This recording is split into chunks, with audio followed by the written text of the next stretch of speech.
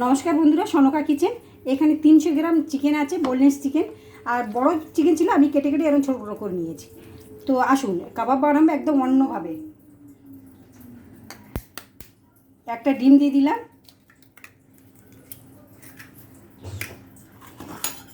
এখানে স্বাদ মতো নুন দিয়ে দিলাম, গোলমরিচ, একটু টেস্টের জন্য আদা রসুন পেস্ট, ধনে পাতা, তাহলে 50 গ্রাম ময়দা, চিজ 2খানা। তো সব একসাথে মাখতে হবে বন্ধুরা, হাত দিয়ে মাখতে হবে, এটা চামচে মাখলে হবে না।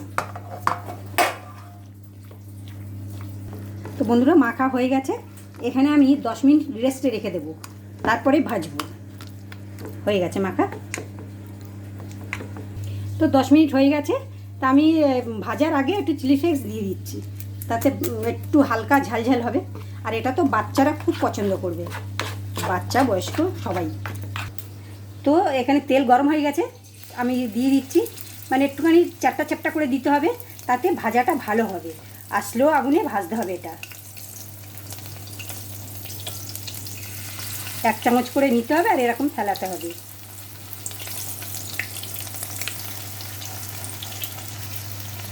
এটা 3 মিনিট হয়ে গেছে। তো এবার আস্তে আস্তে সব উল্টে দেব।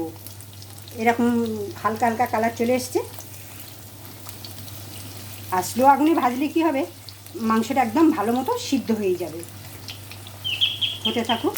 তো বন্ধুরা দেখুন তাহলে কত সুন্দর লাগছে, চিজগুলো একদম গলে গেছে আর ওপরে চলে এসেছে, আর এত ভালো লাগছে দেখতে, আর গন্ধ হয়েছে মগ হচ্ছে। তাহলে খেতে কত ভালো হবে বলুন তো।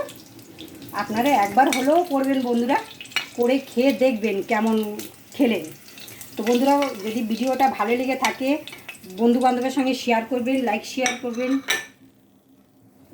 আর একটা ব্যাচ দিচ্ছি, এরকম চ্যাপটা চ্যাপটা করে দিতে হবে।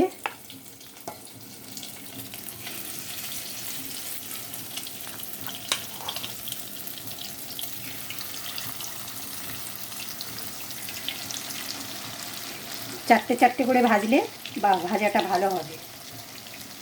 তো বন্ধুরা ভিডিওটা দেখবার জন্য ধন্যবাদ। দেখা হবে পরের ভিডিওতে। সুস্থ থাকবেন, ভালো থাকবেন।